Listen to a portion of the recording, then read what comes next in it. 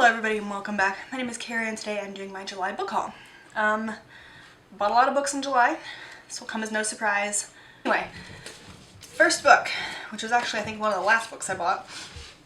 Birds of Prey, Harley Quinn by Amanda Connor, Jimmy Palmiotti, and Chad Hardin. This is a graphic novel about Harley from Birds of Prey the movie, and I loved the Birds of Prey movie. I thought it was fucking fantastic. So when I saw this, I got really excited. They do have the other characters. They've got Black Canary and Huntress and the rest, but I didn't get those because, again, with consumerism, I'm working on it. But I did really want this one, and I was okay with this. So I'm really excited about this one. And then these next three I did not actually buy. My cousin was going through her garage and found books that she didn't want anymore. So she gave them to me. The first one is JFK and Jackie's Unseen Archives. So it's a coffee table book with a bunch of pictures and facts and stuff like that. I know nothing about JFK. He was killed in November of '63. He was Catholic, cheated on his wife, had pills, family got rich from bootlegging and prohibition. Okay, so I know something about him, but all of this is what I know from high school. Anyway, basically your classic, white guy. Big to-do about him becoming president because he was Catholic and we had to make sure he was going to obey the people rather than the Pope first. Very important thing here because he's the only Catholic president we've had. He's the only non-Protestant president we've ever had, for that matter, at least to my knowledge. Anyway, so yeah, this sounded like a fun browsing book eventually because we all know the 1960s is not really my thing. We have haunted castles in Britain and Ireland, and really, do I need to say any more? Haunted castles in my favorite countries. And lastly, we have The Art of Pocahontas by Stephen Rabello. This goes through and shows sort of the concept art and how they got to where they did with the film. Problems with the film aside, it'll be really fun to look at one of my favorite childhood films and see all of the work and thought that went into it. Some of them might be a repeat from my June haul. I don't know because I don't remember which books I said I bought, and I don't have enough time right now to go back and figure out which ones I bought. But also, whatever. I'm gonna haul them, and just to make sure that I haul them, they might be in here. I'm sure I've showed them in various different videos, which is part of the reason I don't remember. But anyway, let's get started. First one is Seasons of the Storm by El Cosimano. No, Cosimano, sorry. Wow. Transposing letters there. Basically, winter versus summer, and that's all I needed to know. It is a YA fantasy, and winter and spring, winter and spring. Enemies to lovers kind of a thing, and I'm there.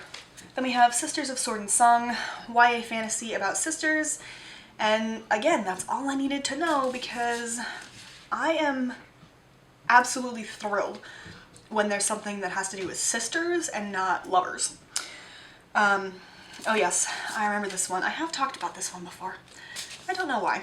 Anyway, one sister returns from war early and the other sister realizes something's gone wrong, and so the other sister goes and tries to figure it out and things explode. I mean, maybe not literally explode, but you know what I mean. I also bought How to Be an Anti-Racist by Ibram X. Kendi because political climate of the time, my education is woefully white. Woefully white. And I am now remedying this. This book has fantastic reviews, I've heard a lot of good things, and that's what I want to be, is anti-racist. Actively so. So this is a very good start. Again, I'm kind of starting by just throwing myself into everything. And then we have one I saw, So You Want to Talk About Race by Ijeoma Oluo, which, similar to How to Be an Anti-Racist, it's talking about race and white supremacy and all of the problems with that. I would assume it has some sort of solution chapter in there as well, or solution-ish, because this is not going to be fixed overnight, although we can hope. And then I bought The Key by Theodore Taylor. I read this in, I want to say, 5th grade, and I don't remember a lot about it, except the thinking it was kind of boring. But I'm really curious if I think of this the same way, and it intrigued me, and it was small. So then I bought Slayer from Kirsten White. I bought this for the reading rush, which I did not end up participating in, and given all the missteps they've made with a half-ass apology, I'm very glad. But this takes place, there we go, English, after the events of Buffy the Vampire Slayer, the show. And apparently this girl is now the last Slayer. And I'm not really sure how that works given the show, but I will be interested to see it because I really enjoy Buffy. Then I bought Girl Serpent Thorn by Melissa Bashardost. This is a this is a female romance, there we go, that's what I'm looking for. Persian fairy tale retelling. And that's really all I needed to know. Pierre Ford loves it, and that just added to it, so I needed this book. Also, have you seen this cover? This is so beautiful and delicate, it's lovely. Then we have the Lightning Thief graphic novel. I took my cousin and one of our friends to Barnes & Noble for their birthdays. They both have birthdays in late July. And I bought them each 2 books for the birthday because, you know, masks and social distancing and everything. We washed our hands and sanitized. But anyway, so while we were there, I saw this, and I love Rick Riordan. And I thought this would be a really fun way to start rereading the series again. I do want to reread it in its original format, but also I'm finding myself drawn to more graphic novels these days as well. And then we have probably the most beautiful book I have bought in the last 6 months, which isn't Mirage by Samaya Dowd. Look at this cover. It is so vibrant and the shading is amazing. Oh my god, it's stunning. I stopped breathing temporarily when I opened this book because it is just so pretty. Anyway, she is, oh yes, she is taken to be the body double for this princess that nobody likes. And we go from there. So this just sounds great. And the sequel to that, Court of Lions, comes out this month. Obviously I have that pre-ordered. I also got The Empire of Gold by S.A. Chakraborty, which is the 3rd and final book in the City of Brass trilogy. I've not read the 2nd one. I did finally read the 1st one last year, and it was okay. This is a very pretty cover, and having started the series, I now have to finish it, so I'm perfectly happy to have this book. And I hope that I like the next 2 more than I like the 1st one. But that one is 18th century Egypt with djinns. Then I bought Bernadine Evaristo's Girl, Woman, Other, which is nonfiction. And nope, it's fiction. It says it's Britain as you've never read it, Britain as it's never been told, from the top of the country to the bottom, across more than a century of change, growth, struggle, and life. Girl, Woman, Other follows 12 very different characters on an entwined journey of discovery. It is future, past, fiction, history. It's a novel about who we are now. It sounded really interesting, and, well, I needed it to get free shipping as well, because free shipping across the pond is very important. Then we have This Is What America Looks Like by Ilan Omar. This is one I found at my local Barnes & Noble. They have a whole end cap with books about race, and they change it out, and they also generally include one about race in Minnesota. So I've bought, I think, 2 there previously, besides this one.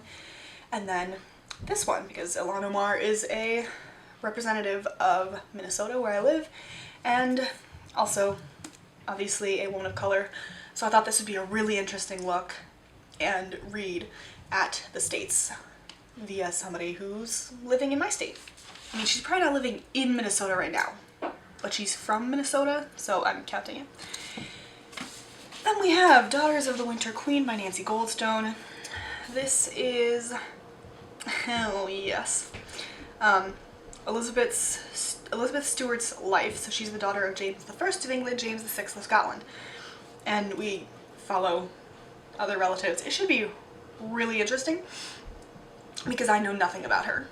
I know something about James I, but really most importantly I know that he succeeded Elizabeth, and that's Have you met me?